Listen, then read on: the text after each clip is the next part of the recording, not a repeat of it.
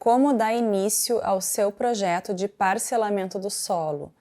Aqui a gente vai aprender a como iniciar um lançamento de um projeto de uma escala maior.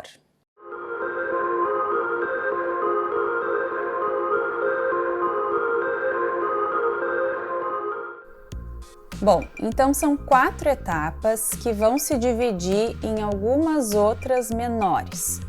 A primeira delas é a definição geral da proposta, quando vocês já têm um lançamento de um esquema. Essa é a parte do estudo preliminar que antecedeu o lançamento do projeto, e essa é uma parte, então, que vai fazer com que vocês tenham as ideias, lancem as ideias do projeto. Tendo esse lançamento geral, vocês vão começar aperfeiçoando essa proposta preliminar. Nesse sentido, vocês já devem ter lançado e pensado em algum tipo de conexões viárias, em alguma hierarquização desse sistema, que é justamente a segunda etapa. Essa é uma etapa que começa, então, pela definição de tipos de vias. As vias, elas sempre podem ser classificadas de acordo com a função que elas desempenham na malha urbana. E a largura de cada uma delas depende da quantidade de tráfego que circula por elas. Então, as vias arteriais são as vias que fazem sentido e que conectam a cidade inteira. As vias coletoras são as que conectam o fluxo das locais às arteriais, geralmente vias importantes para um conjunto de bairros ou de loteamentos. E as vias locais são aquelas vias que fazem sentido e que dão acesso apenas aos lotes. Ainda podemos ter categorias de vias exclusivas para pedestres e de vias exclusivas para circulação de ciclistas, que seriam as ciclovias. Podemos anexar ciclovias a alguma outra categoria anterior, dos tipos de vias que já apareceram. Definida a hierarquização do sistema viário, a gente vai começar a lançar essa hierarquia na proposta, sempre pela maior hierarquia. A gente começa a lançar a partir das vias arteriais, das vias coletoras com outro tipo, como por exemplo via coletora com ciclovia, via coletora com transporte coletivo, e só depois do lançamento dessas vias de alta hierarquia é que a gente termina o projeto hierarquizando e lançando o sistema viário menos importante, mas é o que mais se repete, que são justamente as vias locais. Lançado essa definição, da hierarquização do sistema viário, a gente vai para a definição dos perfis, que é o dimensionamento da largura de cada uma das vias, que vai depender então do volume de tráfego que se supõe baseado nessa hierarquia. Então, quanto maior a hierarquia, se subentende que seria uma via mais larga, porque ela iria compreender uma velocidade maior dos veículos e uma quantidade maior de modais de transporte. Então, por exemplo, veículos de carga geralmente só circulam, ou só deveriam circular, por vias arteriais, e isso faz com que elas tenham, então, uma largura maior.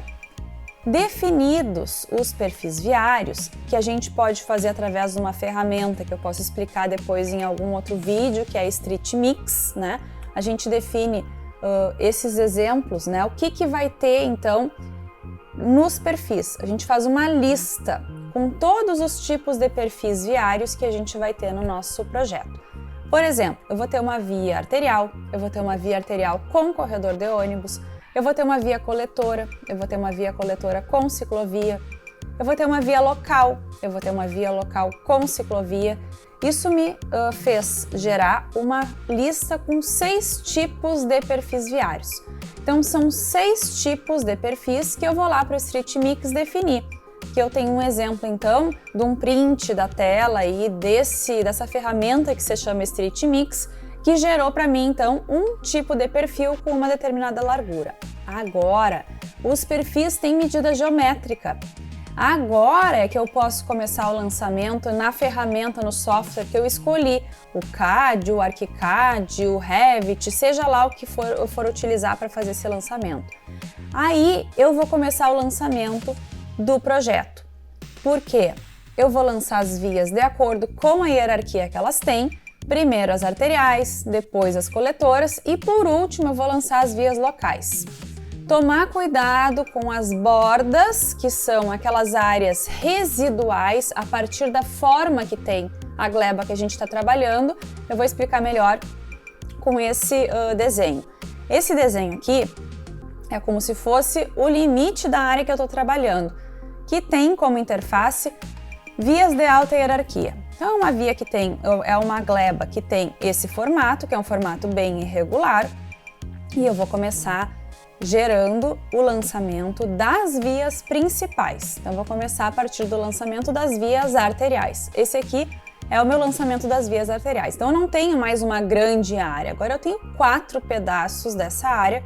Fica mais fácil também de começar a fazer o lançamento das demais vias.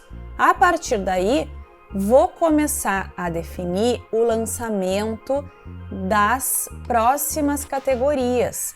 Podem ser já as locais, podem ser as coletoras. O que é importante? Como é que eu começo? Eu sempre vou ter que começar a partir dessas vias de alta hierarquia. Vocês estão vendo que a gente começa pelas bordas?